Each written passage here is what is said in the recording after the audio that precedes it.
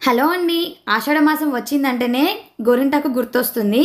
అలాంటి ఈ గోరింటాకు ఎర్రగా పండాలి అని అంటే నేను ఇప్పుడు వీడియోలో కొన్ని టిప్స్తో చూపించబోతున్నాను. ముందుగా గోరింటాకుని ఈ విధంగా వాష్ చేసుకోవాలి. వాష్ చేయకున్నా పర్లేదు. ఇక్కడ నాకు గోరింటాకు కొద్దిగా డస్ట్ పట్టింది అని వాష్ చేశాను. ఇప్పుడు కొద్దిగా చింతపండుని ఇలా వాటర్లో నానబెట్టుకోవాలి. ఒక 2 స్పూన్స్ వరకు పెరుగుని తీసుకోవాలి.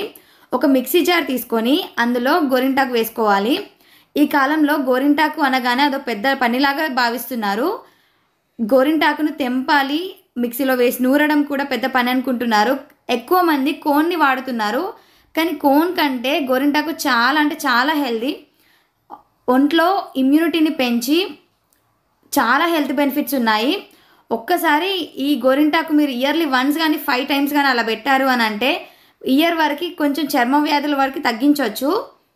ఇప్పుడు గోరింటాకు అందులో మిక్సీలో వేశాక నానబెట్టిన చింతపండు ఒక 2 స్పూన్స్ వరకు పెరుగుని వేసి వాటర్ని వేయకుండా మిక్సీ పట్టుకోవాలి. ఎక్కువ వాటర్ వేస్తే గోరింటాకు పెట్టుకోకుండా అయిపోతుంది, లూజ్గా అయిపోతుంది. వాటర్ వేయకండి. ఒకవేళ చెక్ చేసుకుంటూ కొద్ది కొద్దిగా వాటర్ వేయండి.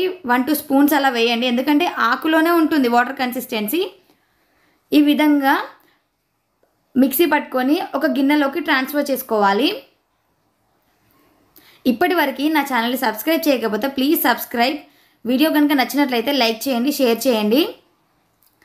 ఈ విధంగా తీసుకొని చేతి వేళ్ళకు పెట్టుకోవాలి. నేను ఇక్కడ గోరింటాకుని చేతితో టచ్ చేయలేదు నూరేటప్పుడు, డైరెక్ట్ స్పూన్తో కలుపుకుంటూ మిక్సీ పట్టుకున్నాను.